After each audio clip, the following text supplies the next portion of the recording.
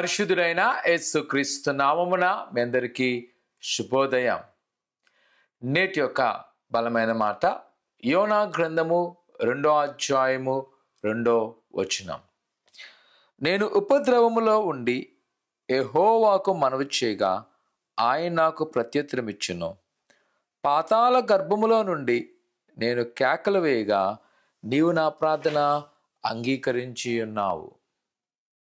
ప్రియ కుమార్తె భక్తుడైన యోనా గారి యొక్క జీవితంలో చాలా క్లుప్తమైన పుస్తకంగా మనం చూస్తున్నప్పటికీ ఒక చక్కని యొక్క పాటను మనం నేర్చుకోగలము.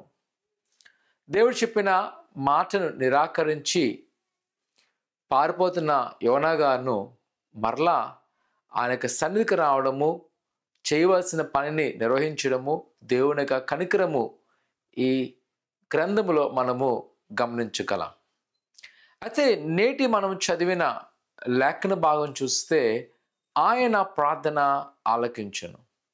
నేను ఉపద్రవంలో ఉన్నా సరే, పాతాళ గర్భంలో ఉన్నా సరే, ఎక్కడ ఉన్నా సరే ఆయన ప్రార్థన ఆలకించును. ఈ మాట సత్యము. ప్రియ కుమార్తె, మన జీవితంలో మనం ఎదుర్కొంటున్న సవాళ్ళను చూసి మనకు అనిపిస్తుంటుంది, దేవుడు నా యొక్క మనవి ఆలకిస్తున్నాడా, ఆయనకు సరైన సమాధానం ఇస్తాడా, లేదా నా జీవితంలో అనుకుంటున్న ఆశలు కోరికలు నెరవేర్చబడతాయా, అనేకమైన స్థితి ఆలోచనలు మనలో కలుగుతూ ఉంటాయి.